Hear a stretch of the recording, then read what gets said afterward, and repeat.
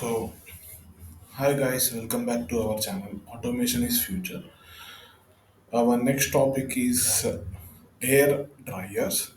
So, air dryers are nothing but a component which is used inside industries so that whatever the moisture available. So, last class or last topic, while air preparation through compressor, we have seen that there might be chances. So, in the last topic, while when we were discussing regarding the compressor, we have seen there might be chances of moisture formation.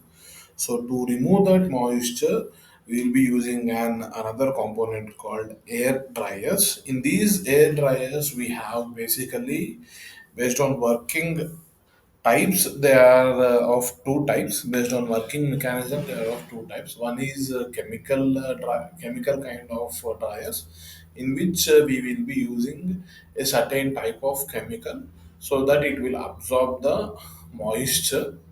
And the second one and most commonly used is refrigerant dryer. So where we will be using electricity to run an refrigerant, and these refrigerant will cool down the water molecules that way. So we'll discuss in detail. So in this video, so firstly let us go for chemical one, as these are like useful for smaller setups.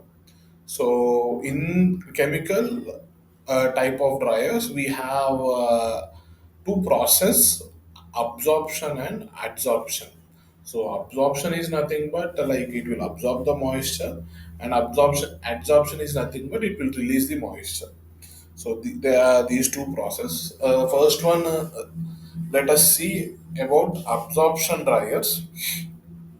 So here in the image you can see. So there we here we will be having our desiccant material. So which is nothing but a certain kind of chemical. Majorly we will be using like chemicals like sodium chloride, that way. So what we do is we have an inlet at the bottom, outlet at the top. In between, we have a chamber where we will be placing the chemical, and at the bottom we have a drain unit, and we have a flap where to separate the moisture. That way we can say. So here we can see air is sent into the like our drying or dryer chamber. Air is sent into the dryer chamber. So here you can see there is a like a flap kind this thing.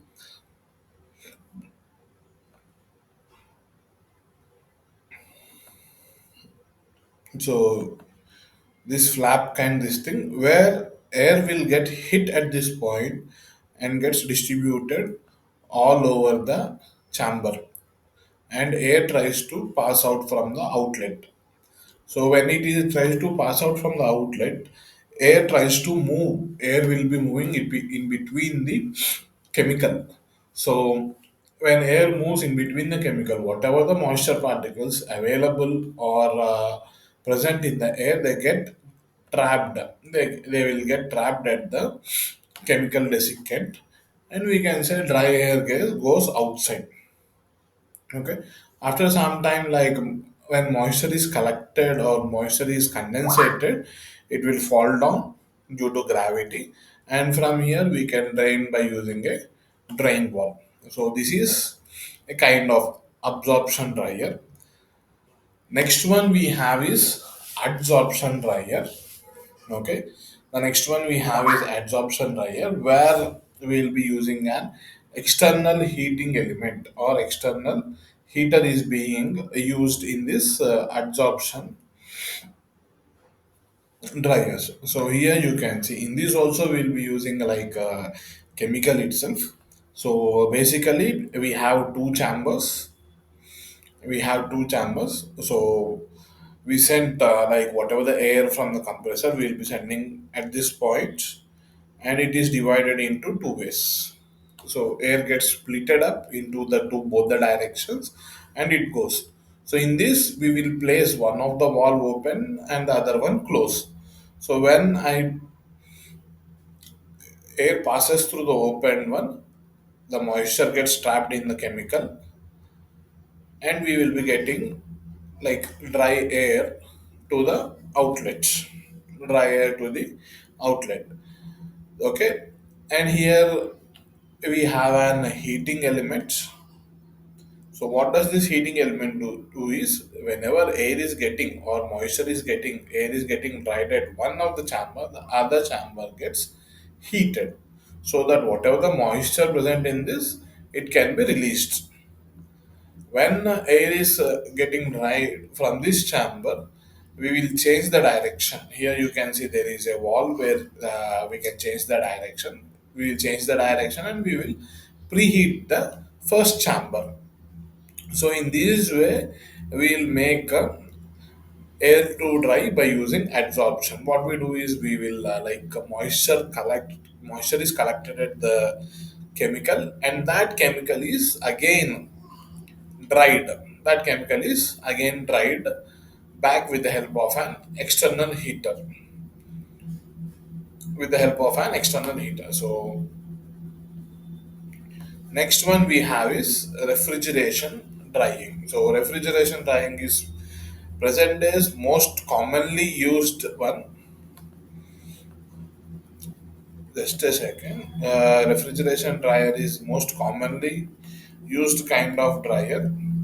So here we have a small video on refrigeration drying.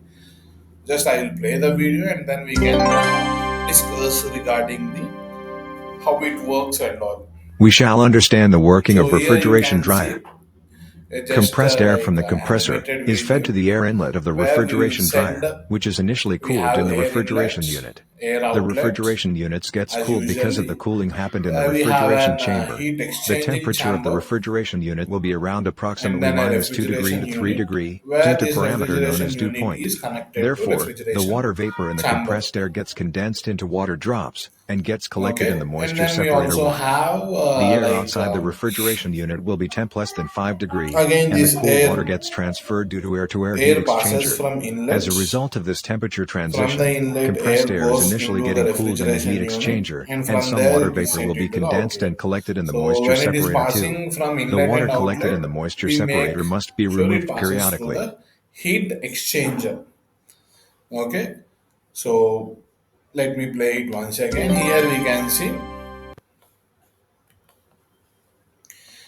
when air is moving towards the from inlet, it passes We through shall understand the working of refrigeration dryer. an air heat Compressed air from the exchanger. compressor So what is we do fed to is the we air will inlet of the refrigeration dryer, which is heat initially up cooled the in the refrigeration air unit. The so refrigeration that units gets cooled because of the cooling happened whatever in the the molecules refrigeration present chamber. in the air The they get temperature of the separated. refrigeration unit will be So around and here you approximately can minus 2 see we degree to have a 3 degree refrigeration due to chamber. The parameter known as dew refrigeration point. chamber's temperature Therefore, is the water maintained vapor in the at compressed air gets condensed dew into water point drops minus 2 and gets degrees to collected in the minus moisture 5 or separator minus 1. 10 degrees depending The upon air the type outside of the refrigeration we refrigeration use. unit will be temp less And than 5 this degree, and the cool water gets cooling pipe transferred due to is air-to-air sent in heat the exchanger. refrigeration unit. When As a air result of passes this through this temperature cooling transition, pipe, compressed air is initially getting cooled in the heat as exchanger, we and know, some there water is vapor like will be condensed and condensation collected in the happens. moisture separator too. Air gets The water collected in the moisture separator spread must all be over the removed chamber. periodically. When air gets spread all over the chamber, whatever the moisture molecules, they get trapped on the pipe, whatever the refrigerant pipe, and gets sedimented or condensated, and moisture is get separated. Normal air goes back, and whatever if there is any other moisture or something remaining, that we will heat it back again at the heat exchanger and we will be sending towards the air outlet. So this is about refrigeration drying. And next, let us see how air is distributed. So air distribution, we have two types. Generally, it is recommended to place compressors at a longer distance so that we can reduce air noise. And but in recent days, there are compressors which are silent compressors, but they will be like producing or generating air pressure a little less. So we place compressors. From compressor, we will be connecting like pipelines. So these pipelines can be connected in two types: branch circuit and ring circuit, we can say. So branch circuit only like single pipe is connected, and like a single pipe is transferred or connected to all over this thing. Ring circuit is multiple pipes or multiple these things in multiple directions are connected. And the only thumb rule which we follow is these for any branch line or ring line circuit, branch line circuit, these pipes are needs to be connected in a 2-degree deviation from starting to ending. So if I am from starting to ending, there should be 2-degree deviation. How many pipes are being connected, and at each conjunction or interjunction, we used to connect from the top of the pipe itself. Why top of the pipe?